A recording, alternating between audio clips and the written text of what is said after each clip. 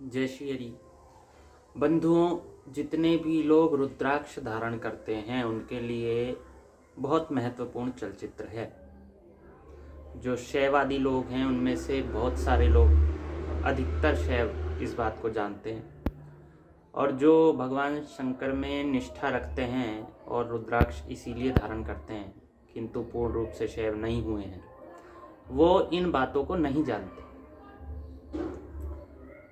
तो रुद्राक्ष धारण करना सनातन धर्म में बहुत महत्वपूर्ण है, किंतु उसके कुछ नियम हैं। यदि बिना नियम के उसे धारण करेंगे तो लाभ की अपेक्षा हानि हो सकती है। इसलिए आइए शास्त्र के माध्यम से आपको रुद्राक्ष के नियमों से प्रत्यक्ष कराते हैं। आइए, शिव पुराण विद्येश्वर संहिता अध्याय 25 कहा गया है,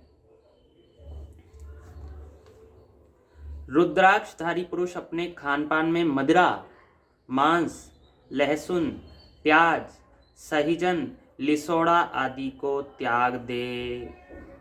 तो ये वस्तुएं रुद्राक्ष धारण करने वाले को नहीं खानी चाहिए। मांस, मदिरा, लहसुन, प्याज विशेष रूप से आप त्याग दें।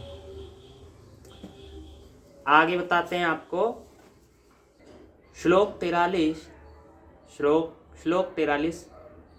रुद्र जाबालोपनिषद, रुद्राक्ष जाबालोपनिषद वेद में कहा है। उपनिषद अर्थात वेद, क्योंकि वेदांत, वेदों का जहां समापन हो गया, पूर्ण हो गए, अंत हो गया, उसे वेदांत कहा जाता है। 43वें श्लोक में रुद्र जाबालोपनिषद में कहा है, मध्यम मासम च लशुनम पलांडुम शीघ्रमेव च श्लेष्मातकम विड्वराहम भक्ष्यम वर्जयेन नरः। रुद्राक्ष धारण करने वाले को लहसुन, प्याज, शीघ्रु, कुकुरमुत्ता जैसे पदार्थ, मशरूम, लिसोड़ा, विड्वराह एक प्रकार का शाक, शराब एवं मांस आदि अभक्ष्य वस्तुओं का त्याग कर देना चाहिए। तो बंधुओं, आप भगवान शंकर के भक्त हैं तो खाना तो छोड़िए, ऐसी वस्तुओं का स्पर्श और इनको सूंघना भी त्याग दे दीजिए, अन्यथा आप भूल जाइए कि भगवान शंकर आप पर उतने प्रसन्न होंगे जितना आप चाहते हैं, क्योंकि ये आपकी साधना का रिसाव है। क्या रिसाव?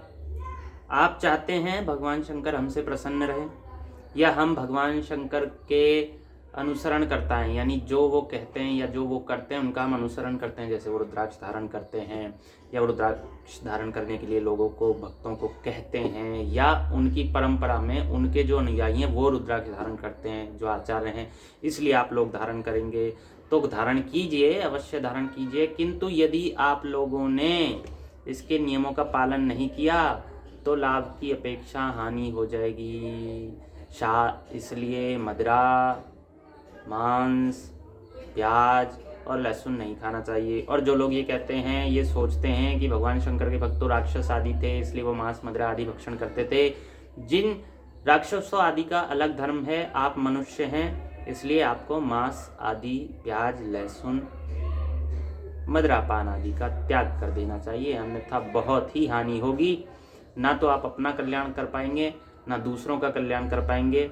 और जो सात्विक पुरुषों को आप अनुचित शब्द आदि कहते हैं, जो सात्विक हैं, मदिरा, प्याज आदि का भक्षण नहीं करते, उनसे भी आप लड़ते हैं, उन्हें अनुचित कहते हैं, उनसे सम्मानजनक बात नहीं करते। और ऊपर से आपके ये पाप भी हैं कि रुद्राक्ष का स्पर्श कर लेते हैं, क्योंकि आप अपवित्र हैं, आप प्याज खाते हैं, लहसुन खाते हैं, जनेऊ आपका होने रखा। तो बंधु, इस बात का आप ध्यान रखें और अपनी साधना में जो रिसाव है, जो टपकना है, टपक रही है आपकी साधना, आप साधन कर रहे हैं, जोड़ रहे हैं, पुण्य जोड़ रहे हैं, लेकिन वो नीचे से टपक रहा है।